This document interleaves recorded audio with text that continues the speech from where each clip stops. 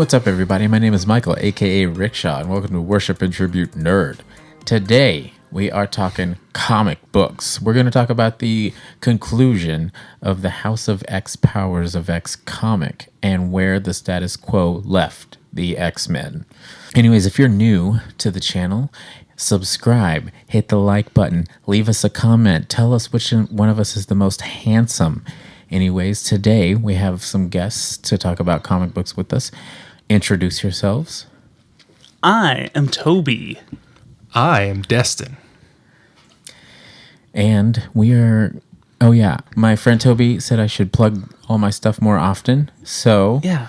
if you like this shit, go to Facebook. We've got a Facebook, Worship and Tribute Nerd.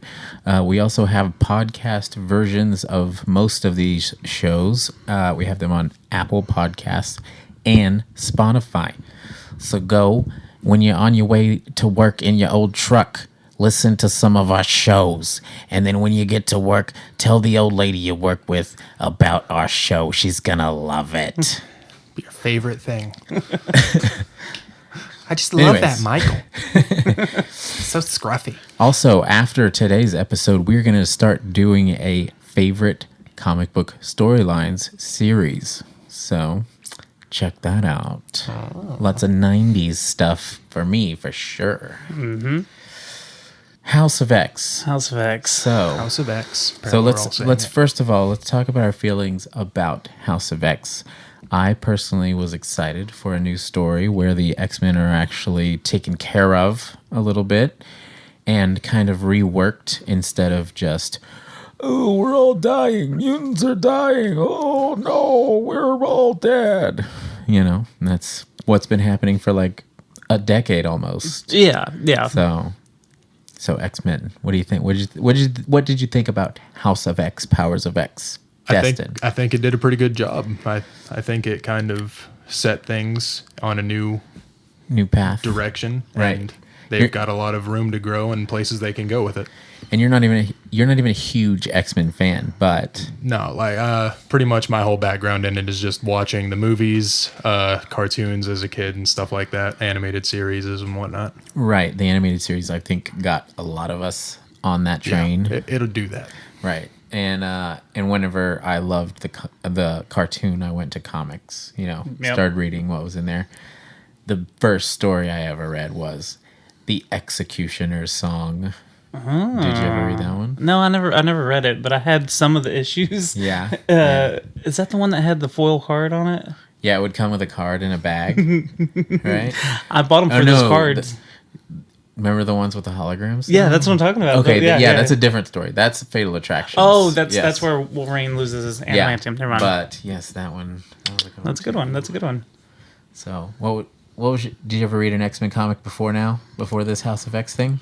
Before this, I don't really think so. I've read some Marvel comics and I've seen some X-Men involved in them, but it was mostly like reading Avengers stuff and like Wolverine coming in and out of it, that kind of thing. Right. It's always exciting to be like, I guess I'll pick up a new Punisher. Oh shit, Wolverine's in that bitch, and they're fighting. That's what I want to see. Yep. Did Punisher fight Wolverine? So there's a really weird story of Wolverine versus Punisher. I remember I got it from like a dollar store of some sort, and it's like 3 issues long, but at the end it's a cop out because Punisher was actually a robot, and the real Punisher shows up and whoops fake Punisher's ass. I don't really remember it. I was little when I read it, and I was like, what? Even as a kid, I was like, what? Right. The old somebody's a robot thing. Yeah. That's the oldest trick in the book. Gotcha. That's what you got to do. All right, so let's cover the House of X. We started it. We have a video where we talked about the first half, and they're reinventing the X-Men, and the way that they're doing this is one of the people that we are familiar with, Moira McTaggart, has the power of reincarnation. So every version we've ever seen of the X-Men, whatever the dark future, that's a different timeline in her reincarnation scheme. Which is cool. Which is very cool. It really helps out with all the retcons and everything that they've tried to do over the years. Yeah. There's so many, too. Right. You know, Like, This is the a giant retcon. That's all it is it's just saying like, no. Everything that you know and loved, it all happened. But it's going to be... I would like to believe it's them saying to us, you know how we've made it real sad for mutants lately? We know how everyone's about to die. Now we're going to do something else. So... Right. Right. I feel like with this series, they did a really good job of like taking like retcons and stuff like that, but also like with the whole like trio of people in the X-Men, like they like reviving people. They took retcons and reviving people and they like just boiled that into the series. Right. In a way, and like it's actually writ in. It's not just something they're gonna have to do from now on. It's just it's there. Right. And also, well, like the way we see like the versions of like the futures we've seen in past, Right. Past comics. We've seen like the Days of Future Past timeline apparently was just one of her lifetimes, you know what I mean? And stuff like that. And that's kind of a cool way to nod. It's kind of like joking about how many, like, yeah, we have had a lot of, different dark futures, but guess what? That was all one story being told right in here. It's built up to right here. Right. So, okay, the first one we see in we're starting at 4. 4. If you want to watch the other video, go do it right Gotta go watch it. Pause, go watch it, then come back. There you go. Anyways, when we left off last, the X-Men were going to the outer atmosphere to like kill the master mold. The mother mold. The mother mold. Mother mold. Master mother mold. Yes, she is Mother mold who makes master molds who make Sentinels. Sentinel Right. molds. No, just Sentinels. Why not? There's too many molds. Centimold. There you go. So anyways, we see in this issue, they just like the X-Men go and they're getting their ass kicked. And guess what? Whatever it takes Whatever to take it takes. this bitch down. And they all go down in a blaze of glory. You see Wolverine die. You see Cyclops die. You see most of them die, really. Pretty much every single one of them. Right. It's there's- rough. I It's think rough. there's one that dies off screen, and that's like it. Everything else you actually like legit watch them die, Yeah, one by one. which is very concerning at the time. And then we go, we're just going to kind of make it quick. I would rather talk about the outcome and how we feel about that rather than the semantics of each, episode or whatever. Right. So then we skip to Powers of X, and then that's pretty much about how we find out all of the humans are being assimilated by the machines. And it's like some sort of humans transcend and let themselves become assimilated to machines. So it's like, I don't know. That was kind of confusing. But anyways. There's a lot of confusing. Yeah. Well, I mean, it's parts. there's some of the story beats are like lackluster and they're more so there to like now back to the juicy stuff. Right. You know what I mean? They didn't really so- feel like fleshing that bit out too much. They Right. just kind of said some big words and let you deal with it. Right. After that, we've got like a bunch of villains. We have like a meeting with like the X-Men and villains. And we're like talking it out. We're like, hey, especially Apocalypse. That's like a big one. That was a cool one to see That walk was through. surprising. Yeah, it's like Apocalypse. They explain what's going on with the island and then all the mutants living together. Explain how they resurrect people. Explain that they're about to try and start a government and all this shit. And Apocalypse just kind of stands there with his shoulders shrugged like, well, I've always said survival of the fittest. I guess y'all are doing it. So he's like, put her there. Yeah, he like Put her there. he legit says like what you are doing right now is what I've been like fighting and conquering for my entire life, and I'm just like, that's cool. Yeah. Now, that is so cool. Like Did he say that he had fought a war on that island? he said yes. He said something like that Like, had happened he- a long time He ago. knew the island, and he was like, "Oh yeah, no, Yeah, Krakoa. I know the island." Yeah, Krakoa's been around for We a have long history. time, honestly. Yeah, like and apparently I remember there's like 70s comics, like that era of X-Men, like the 60s era of X-Men where they go to Krakoa and they're Yeah. like, the living island. So, yeah, because I wasn't sure. He was like, "Yeah, I know the island, and I've had a war here." Yeah, he like I don't know if he fought to protect it or what, but like they said at some point in the series that he fought a war there, and like him and Krakoa like know each other. Also, they said something about Krakoa having like a sister island or something like that. I think You got a lot more information than I did, because there was a few times where I was reading and I was like, it's so late, I'm so high. and that's the difference between yours and mine life, right there. That kind of hurts my feelings. Well, I've been drunk. That kind of so hurts my there's that. feeling. Where's the bong? Let me just sip this vodka real quick. Moving forward, we're setting up a fucking government. Right. Well, they go to the White Queen first, though, right? Right. What do they go to the White Queen for? Basically, they want her to be like the businessman of a businesswoman of the to push the drugs. Oh, yeah. Because on Krakoa, with some of the technology and the foliage that Krakoa brings, they could create any medicine, right? It's like a cure-all. Foliage. They've got 3 What? medicines that they make. Right. As far as I know, they have one that is a cure-all. Basically, it cures Cancer most and everything. diseases, cancer, and everything like that. They have one that extends the lifespan of humans by 5 years. Mm-hmm. And then I forget what the third one was. Probably a boner pill. Yeah, it's Probably, boner. Definitely a boner pill. Viagra, double XL. Blue Chew. We have this problem that when we resurrect them, their penises are softer than normal. So, oh, they're turned on, just still soft. So Krakoa invented something. It's called harder than the carbon. I don't know. Krakoa's bad at I thought you were gonna say Yeah. harder than the island or something. Yeah, Dude. it's harder than Krakoa's rock. There you go. That's like Jason Momoa's memoirs is harder than the island, you know? Really? Yeah. Damn, It's gotta be. We've been ripping someone off. We didn't mean to, Jason Momoa. We're sorry. Don't find us and beat us up. Or do. I'm down. Hey, if you want to be on the show after you beat us up, hit me up. Or before.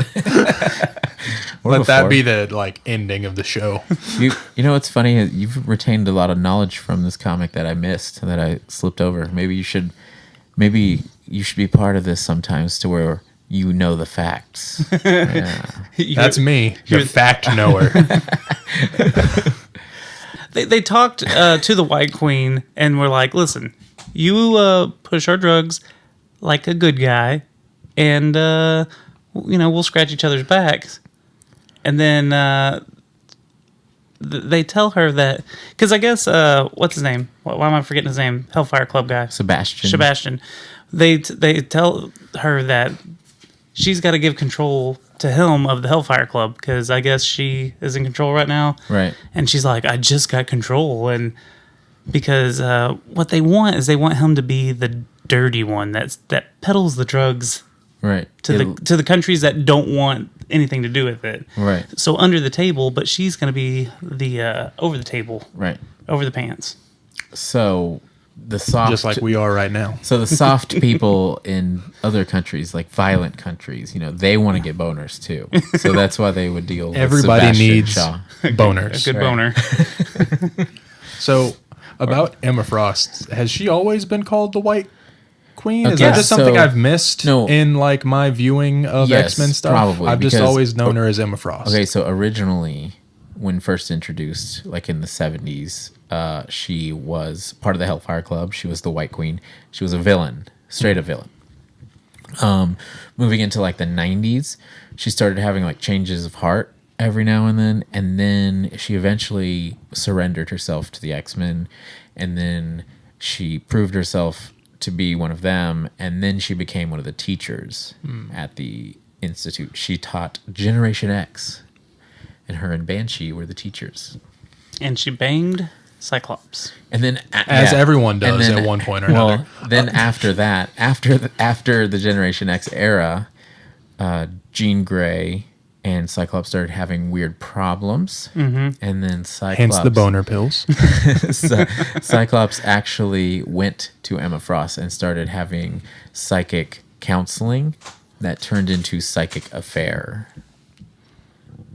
Psychic affair. Yes. Hey, So not real. So it's like if you're not a- physical. If you're a So psychic, it's real. I mean, it's very real in it's your like- head. what's the Sylvester Stallone movie? Oh, Rocky. Oh, No- you mean yes. you mean Rocky, Demolition whenever- Man? yes, Demolition. Demolition Man. Yeah, Rocky. Whenever he has the psychological Yeah. sex with He's like- Adrian, you know. He's like, Adrian, let me have mind sex with you. And she's like, I'm coming in your mind. oh, that was a great out of body experience when we had sex. It was nice. His Sylvester Stallone impression isn't very good, but it's a lot better than mine, and I'm sad. You got to sound like you. You just gotta sound drunk. Just get punched in the head a few times, and Hey. you're good to go. I just go punch people. That's what I do. It's how you start. You get hit, you got hit back. Okay, so let's transfer to something that isn't. Right. Sylvester, I made a witty joke about Demolition Man perfectly. It went through perfectly. Everybody laughed. Right. Yeah. But anyways, psychological sex with the White Queen, as it were. That's nice. Basically, what happens is they come to her and they say, "We'll give you 2 seats on our government if you take this deal for us, and you will have exclusive rights to our drugs for," Magneto says something like 20 years or something like that, and she comes back with 50. 50, and Magneto just goes 50 years. 50 is what I meant. 50. And then she's like, "Sounds good to me." And then they were like, "Oh, but you need to bring, what is it, the Black King or something he goes by or something like that." Sebastian Shaw. Yeah, Sebastian yeah. Shaw. You need to bring him on for the things you talked about. They say, and she's like, "Okay, but if I'm going to do that, I get 3 seats." Right. Okay. And that's how that whole deal gets done. Okay, so then we get to House of X5, and we realize that they are going to resurrect all of the X-Men. And this is kind of what they've showed us from the beginning, because we see Professor X always like standing over these weird pods, and we're like, well, what the hell's with these pods, right? He's like, so these little eggs are breaking open and some fucking X-Men naked dudes are coming out. Yeah, and some he's like Adam and Eve looking right. bullshit. And he's like, to me, my X-Men. It is weird. Right, It is weird They that do it he real said, he does say creepily. that though. He does say to me my X-Men, which is right. I'm okay. Can I throw this out? I don't really like this Xavier. You don't like him? No, Well, you know, Moira had to teach him no, that he can't care so much about humans. I know, and Right. he just seems like this Professor X seems like a dickhead I mean, he kind of does seem like a dickhead, but and creepy. they've thought of everything in this version. Right, because she has showed him every outcome, every future, and every future they lose. Right. So I guess she had to give him some callous skin. I guess. Right. I mean, just imagine like living a thing where if someone just comes and shows you all these lives you've had, all this care, all this effort you've put into everything you've ever done, and it just doesn't Falls apart. happen. She it sh- just breaks. She shows him 7 different futures, right? Is Right. that what it is? And like she express that every time he cares so much for humans, then it's definite failure. Right. And she's like, dude, you're gonna have to get over it. Right. It's like whenever, you know, like Toby, you're gonna have to get over that relationship. I'm just gonna do it. But you know, he's like he believes so strongly, and she's just like, dude, stop. So this is the version of Xavier that's like, all right, I don't give a shit about humans anymore. It's all about mutants over here. He gets some Magneto in him a little bit. Right. Kinda. He really Yeah, does. like he really does. In the I know we're not talking about like the first half of the Right. series, but in the first half of the series, reading it, I was just like, are they turning Xavier into a bad guy somehow? Because that's kind of the vibes I got in the beginning. They give you the vibe that it's like something's going on. But I feel like whenever you see the resurrection and he's like doing the same shit, you're like, oh, he's like really, he's like there for like the birth of his children. You know what Right, I mean? yeah. Like they fucking go off on a mission and they straight up get murdered, and he is there to like reborn. You know what Yeah, I mean? because- So he's like, to me, my fucking X-Men, like crawl out of these fucking egg sacs. For the 13th time, maybe. But so let's talk about the way that they explain the resurrection. Okay, that's what I was about to bring up. Okay, so the resurrection is a group of 5 mutants, and some of them weren't even important at all. Okay, it's like a ragtag group of like mutants we've seen in the past comics that like some have been evil, some have been like no one gives a shit about characters. You know what I mean? But anyways, they can resurrect a mutant because there's a character called Gold Balls. What a name! Yeah, who was a straight up character. Like they made him. He was kind of the character like when Scott like went off and started his own like team because everybody thought he was like, you know, a terrorist or something. Yeah. He was like, who's coming with me? And Gold Balls was honestly one of those younger students that was like, I'll go with you. And then he's like, okay, what can you do? I can make these little gold balls shoot out of my hands if you want or whatever. So, but now they're saying these are eggs. They can make these gold balls into eggs, right? Mm-hmm. And then they take Proteus is another mutant because, you know, you have to remember this is a different timeline. So Proteus he's on board. He's one of the, I guess we're all the good guys. Like all the mutants right now are on the same team. Right. Whether they're bad or they're good, whatever. You get some really bad ones in a little while. Right. And Proteus helps warp, you know, reality a little bit to like make these eggs more suitable for like someone to actually be birthed from. To make them fertile, I think is how they phrase it. Okay. And then they inject the DNA of the person they're trying to resurrect. Well, they also have Cerebro with well, that's the end of the process. That's You're the very skipping end. steps. And then Elixir, a mutant that like no one really gave a shit about. Right. He can control the cellular process of what's happening, so he makes sure that he's growing like a healthy mutant. And then Eva Bell, she has the power of warping time, so she just grows the body like into an older age. Right. Then Professor, with his updated Cerebro that he wears at all times, he is copying all mutants' consciousness daily, on a daily basis. It was really complicated because he's talking to Forge and he's like, okay, I want a hard copy, 3 backups, and then once a year, another one. like he wants like 5 copies. Like a super backup. Right. Yeah. Like, he's like refreshes everything. He's like syncing his phone every chance he gets. He's like, I'm not missing out on these nudes from '86. I feel like it's when you play like a PlayStation game and you're about to go into a room and you save like 3 different slots. And you're it's like an ink ribbon at Resident Evil. You're like, and then you're like, you turn around and you grab some grenades, and then you're like, did I save? I should save. I don't want to have to grab these grenades every time I come back to this save. And then the next time you jump on and you play, you like realize that you saved at the last boss battle and you have nothing in your inventory.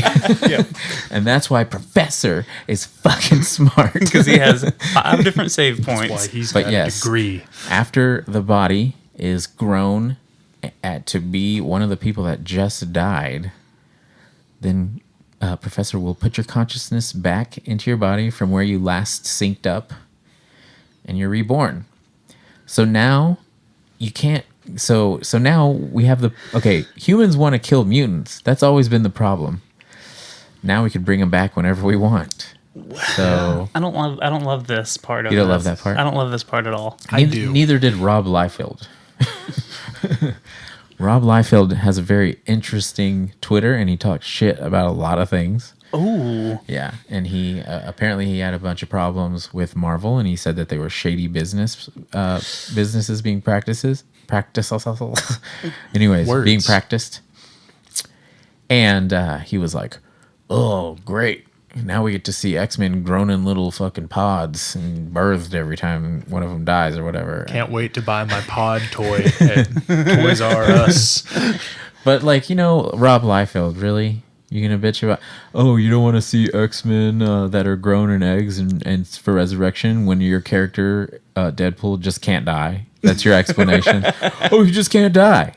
No resurrections here. He just can't die. Yeah, but yeah. Right. I don't know. I just think that no one's ever dead in these comics. Right. They come back eventually. Like Right. Wolverine was gone for a long time, apparently. I didn't see any of that, but apparently he was gone for a Yeah, long he was time. dead But for no some one years. ever thought, like, he's never coming back. They're never going to do Well, that. that's what I'm saying. So- Like that takes away the impact sometimes because like when Nightcrawler was killed off in the Second Coming storyline, and he was gone for years, Yeah. years, and Jean was killed off, and she was dead for like 13 years. yeah, But the thing is, like, they can easily do that with this storyline. All they have to do is, like, kill one of those 5 for a little while and let them be gone. And then no one can be resurrected. Yeah, that's what I like about this story, though, is like they set it up to where they're like, well, now it's not a problem. Humans could be pissed off at mutants and kill them all they want because we could just bring them back to life.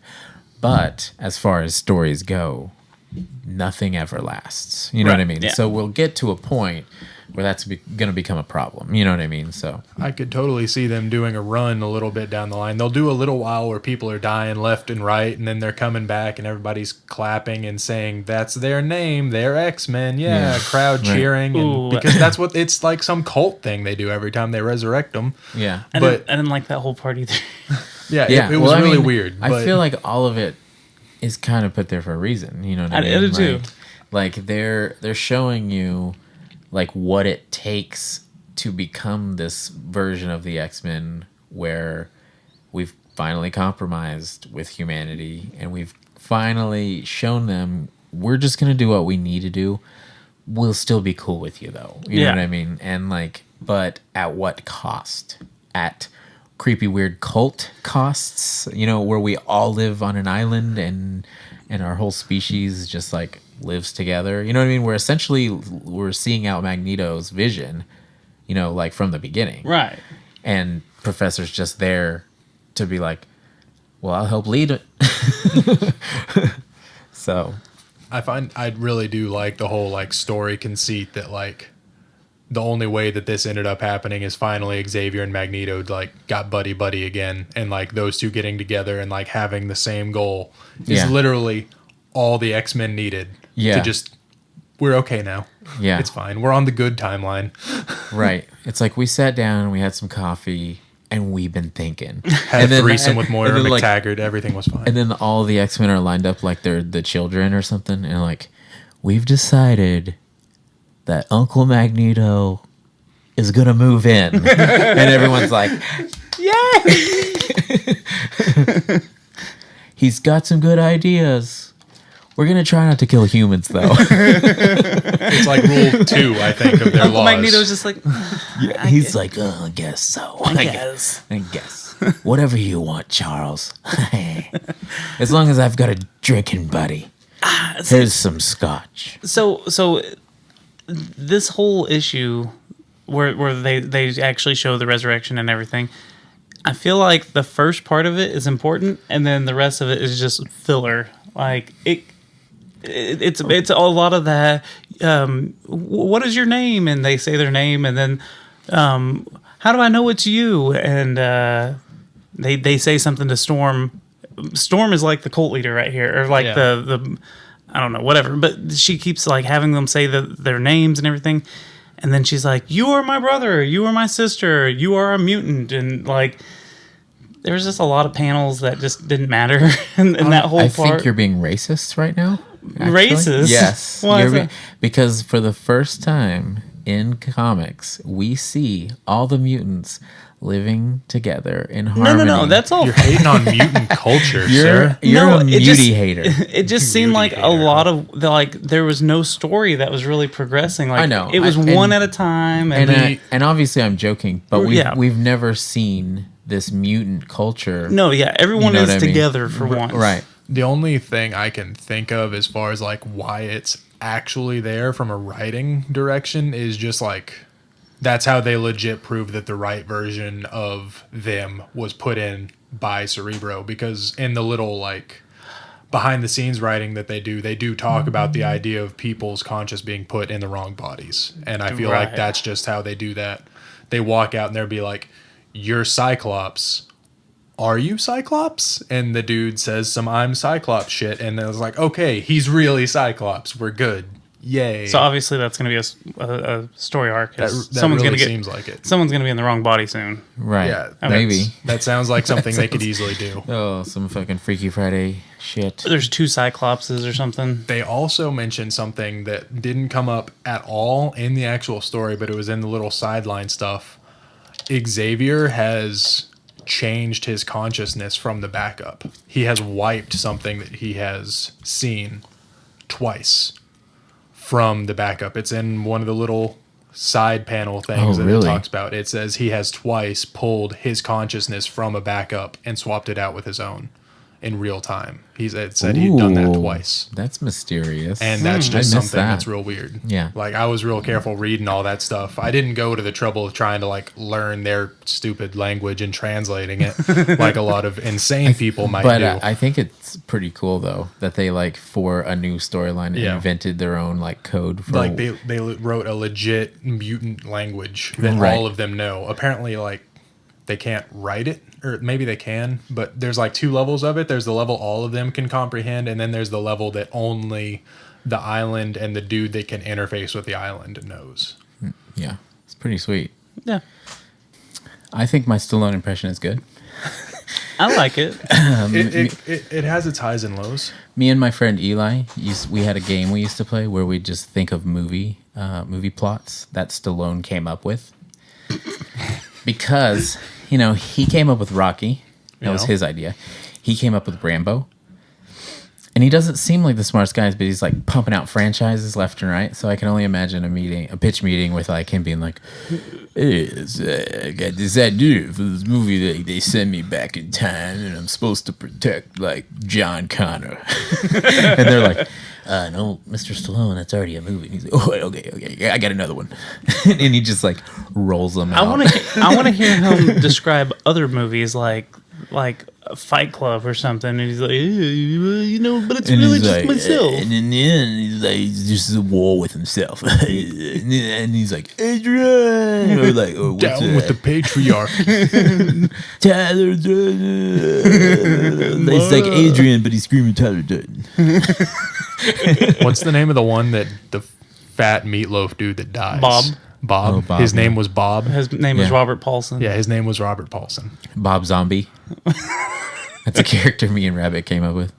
I'm Bob Zombie. It's like the cheap drunk uncle that wants to be like Rob Zombie. It's like the Dr. Lightning of Rob Zombie's Dr. Pepper. He's like, dressed like him and everything, but he's just like, hey, what's up? Like he's the guy. He's like the drunk uncle that built like a Halloween maze in his garage, and he's like, "Come on, kids, Bob Zombie."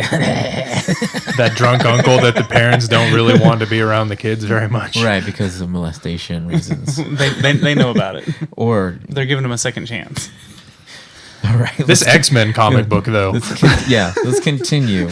In the next episode, we talk about the organization of the government, and we have villains among us Weirdly to be part of the council. Weirdly enough, this super boring chapter, I think, is my favorite of the series. Yeah, it was like amazing. Nothing really happens, but it's so good. Dude, it was just so cool to see like villains and heroes all being like, well, we're all mutants, so we have to do this. I didn't even get any of that because the like wing that is apparently villains, like I don't know who any of those people are. Right. Like Sinister, it was like Sinister was there. I recognize Apocalypse Sinister, but I don't know anything about him. Like, and I've seen Apocalypse in the terrible movie.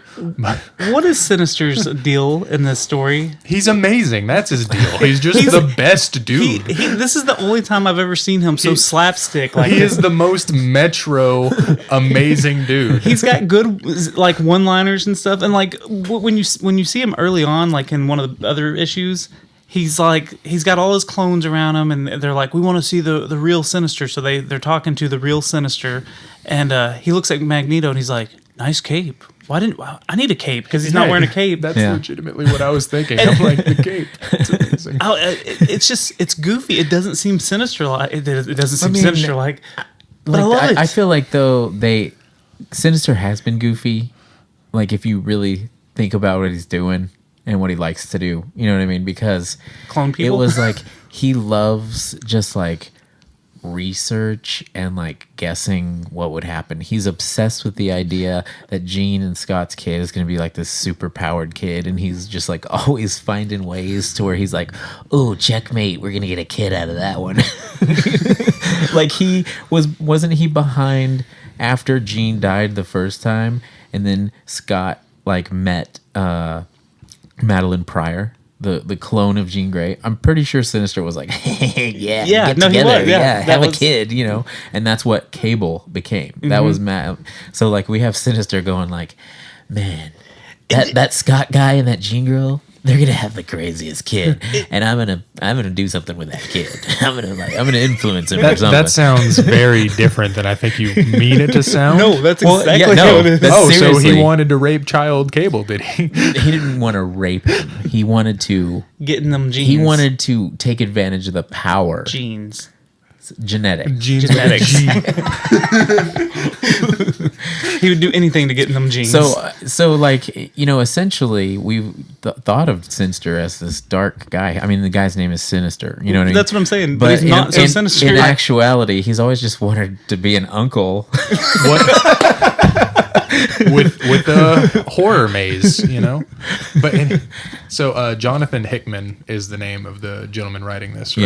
Yes. So I feel like he just saw Thor Ragnarok, and they're like, "Oh, people like funny things. We got a funny guy now." Right. Yeah. Sinister. To be honest, I want to see more Sinister like this. Dude, I loved yeah. him. Like, Sinister's I love sick. that dude. I've always liked Sinister. I've always liked him, I but like like his now look. I love him because he's just Right. he's the one that's got his feet up on the table and he's just like, whatever. Just knocking off the person that was in But- charge, and but it like, changed- I'm the one in charge. It now. like totally changes my perspective of him though. Like when you watch him in like X-Men the animated series, and he's like sitting there spouting out all these serious lines. Now it makes me think it's like satire. You know what I mean? It's Right, like, yeah. He's like, "Oh, I'll get you, Jean Grey," and then he's like.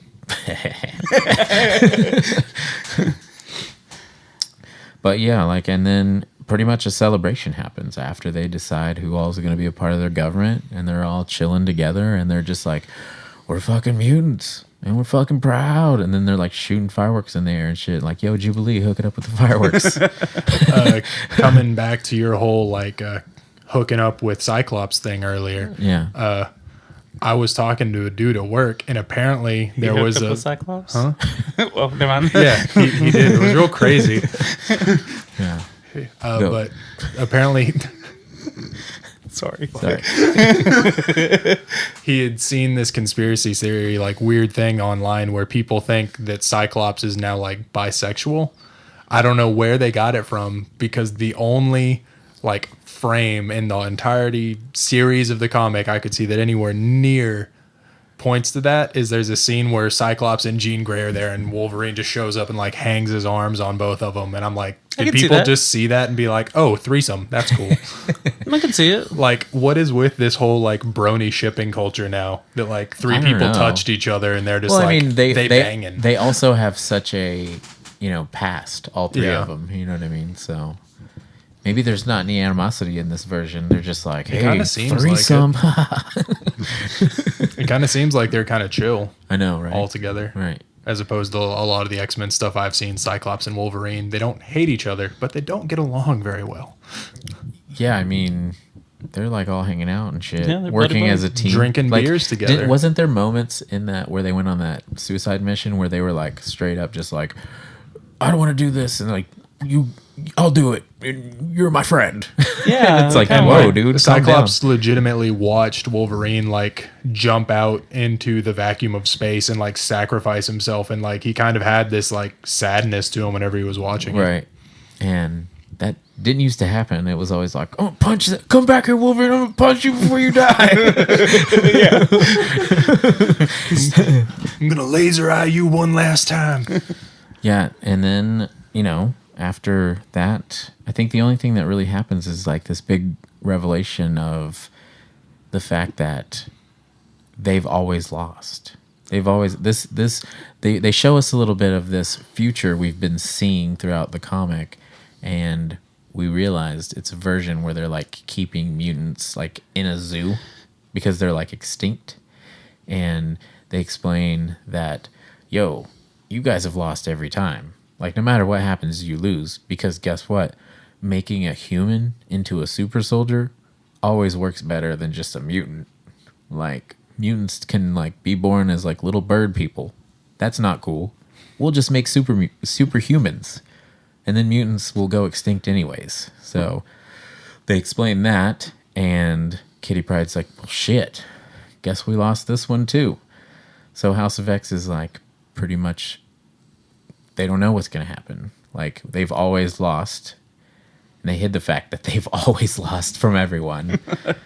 But they have this new plan. Hopefully it doesn't end with losing once again. But I feel like when you're a mutant, and the way the X-Men stories have always gone, it might end badly.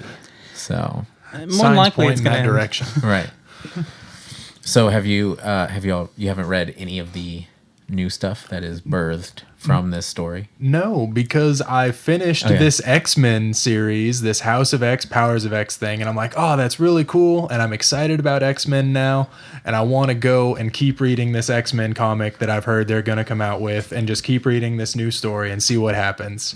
And then I get to the last few pages of like the last one, and I open it up, and it's just like, here's the 16 new X-Men series that we're going to run that you have to read simultaneously in order to keep up. And I'm just like, oh, this is why I don't read comics. So obviously, as a newcomer to the story, to the X-Men story, we've been used to that. Yeah. Like, the X-Men themselves, like, you can't, it's nowhere near the size of Avengers. Avengers is small fries compared to the amount of people in X-Men stories. So, like, you have to remember that everyone was, like, in school together, and they, like, all our family, they're all, like, different people that have, like, learned to use their powers, and then they started graduating, creating all these different teams. And, like, X-Factor at one point was, like, a team that worked for the government. And then, like, X-Force was, like, a team that, like, would use force and maybe kill people, you know, if they had to. And then, like, Generation X was, like, a new class that was coming up. And, like, you know what I mean? You have, like... New Mutants. You got Excalibur. And, like, I've heard of all these things. Yeah. So these are all teams. All stories of teams. So whenever you know, we just got this reset from House of X, Powers of X. And so all these new ones are, like, what's going on with this group of characters? What's going on with this group of characters? You know what I mean? It's like... we're just like going back to the olden days and seeing all these new teams being born again. So you could pick them. I would suggest, if you want to stick to the core X-Men books, just pick out your characters. Like, if you want to see Wolverine, Jean Grey, Cyclops, you could probably pick like 2 different books and then like run with them. Wolverine's a busy man. He's in fucking every X-Men book, pretty much. That's the thing, is like they do such a good job of like putting certain characters in every one where I'm like, oh, hey, Apocalypse is in that one. I kind of want to see what's going on with that. Yeah. What's his name? The Louisiana dude. Gambit. Yeah, Gambit. I love Gambit from the animated series. Leave me alone. He's right there on the wall. Yeah, I found him. Gambit. He's right there. Like, I see him on the cover of one. I'm like, I kind of want to read that now. And then it's like all these characters. And of course, like the flagship one, Young Cable. The flagship one is like X-Men, and it has Scott, Jean, and Wolverine on a team. So obviously, it's like, that's probably a good one. Probably gonna buy that one. You know what I mean? But also got told by someone, like, the main one for like the crazy story stuff happening, like they heard somewhere that it wasn't even going to be the main X-Men comic. It was going to be like Marauders or some nonsense. Well, Marauders. So I read the X-Men one, and I've read Marauders since the new stuff has been coming out. All Marauders is okay. So it's like, and it's very clever to me. I thought it was very clever, but not to Rob Liefeld. But anyways, Rob's got beef. He does got beef. But anyways, I think that, okay, so that story, Marauders, is about how they, when they first built Krakoa and they started growing these plants that open portals, they were like, we're finally in the stages to where we're going to get young mutants. We're going to get, like, anyone we can who wants to join. We're just going to open the gates, let them all walk through. Whoever wants to live on our island as a young mutant or an old mutant or whatever, you're welcome. So they open all the gates and they start inviting people in, and it's like, welcome to Krakoa, welcome. And then Kitty Pryde, like she's the ride-along character for this story. So she's just like, wow, I can't believe all this is happening. Wow, wow. And then she's like, I can't wait to go to Krakoa. And then when she goes to walk through, she's like, and she's got a bloody nose. And she's like, what the hell is happening? And then they're like, well, like, I don't know. Like, sometimes Krakoa just doesn't let people in. And she's like, what? So she's like super bummed. And then she's got like a black eye because she ran into it so hard. Broken nose. Yeah. And then, so then she's like all bummed about it. And somebody approaches her. I think it's Emma. Emma comes up to her after her being bummed and just doing all this stuff that's just like, because she like she sails all the way to the island. And then all of a sudden Emma's like, hey, what's up? And she's like, I don't know, I'm just bummed. I fucking rode a boat all the way to this island because I couldn't take the portals. And she's like, I just don't know why I'm having such bad luck. And Emma's like, you should feel special that you're somebody who's not being allowed in because it gives you a new meaning. She's like, what do you mean? And she's like, there's a lot of people that aren't being accepted through the portals. And she's like, what? She's like, yeah, there's a lot of mutants that have to travel here because they're not being allowed through these. And so Emma's like, what you should do is you should start a team and help all of these mutants travel here, whether it be through plane or boat or whatever. And she's like, that's stupid. And then she kind of thinks about it later on and she's like, all right, I'll do it. And she's all right, that'll get me my own book. And then she's pretty much like, I'm a fucking pirate now. Oh, jeez. So she's how like, all good stories are told. So she's like, oh, we'll name the team Marauders because no one needs to know we're all X-Men helping everyone because we're probably going to deal with bad people also. But yeah, I thought it was pretty interesting. And Rob Liefeld was like, on a tweet, he goes, so I guess Kitty Pryde is some just avatar for weirdos now? And all these people were just like, what the fuck, Rob? And I was like, wait. And I even tweeted at him and I was like, isn't that what Deadpool is? Like literally an avatar for weirdos? So, yeah. Constantly talking about weird ass shit and chimichangas and... Yeah. So, anyways, just calm it down, Rob. We like you still. Yeah, just You did a good thing. You did a good thing. Chill. Well, you guys ready to wrap it up? Yeah. Yeah? Wrap it and tap it. All right. Thank you, Destin, for being a part of this. You're good at information. I will remember that you're good at that. I do my best. Would you like to plug? Yeah. So go check out my other shows. I've got the Secret Transmission podcast. It's all about spooky stuff. It's a satire show, so don't take us too seriously. Yeah. And by this time, I think that episode would have aired that yes. I was on. You were on a After Dark. Actually, you are too. We talk about ghosts and stuff. And then I've also got another show called the Secret Levels Podcast. It's a retro video game review show. And you can find both shows on all the major podcast apps and the social medias. You can find me. Just Secret Transmission, Secret Podcast, find me. All right. Well, it's been a fun one. Hit the like button, subscribe, and all that such, and all that jazz. Plug your stuff again. Anyways, not like that. Anyways, if you want to follow me on Twitter, it's WNTN. And if you want to follow me personally on Instagram, it's I Hate Ghosts. We also have a Worship and Tribute Instagram. We also have podcast versions of a lot of our shows, and they are on Spotify and Apple Podcasts and all that stuff and shit and stuff. Is there a place you can buy these wonderful t-shirts? Yes, these t-shirts are available at our Big Cartel. It's Big Cartel / Worship and Tribute Nerd. Oh, that's a real thing. I thought he was making something up. They are on sale for $20 plus shipping. And if you could buy them, that would help us out. Support the show. Support everything. Support art. Everyone. Buy local. Everyone in 2019 is like, money, money, money, money, money. And then someone goes, buy my art. And they're like, What? I could go on the internet and look up art for free. Also porn. Porn is also for free. Right. Buy our porn. Pornhub.com/worship and tribute nerd. You've got to make that account now. I'm just gonna start uploading to you porn. See if horny people are like, Pornhub. What is this? Pornhub. I would worship. Right. I would worship and tribute. I would tribute. Is this one of them fucking nerds thing where they fuck the nerdy girls? Anyways. Is this one of them furry things?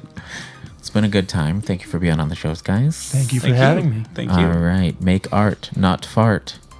See you Or later, both. nerds.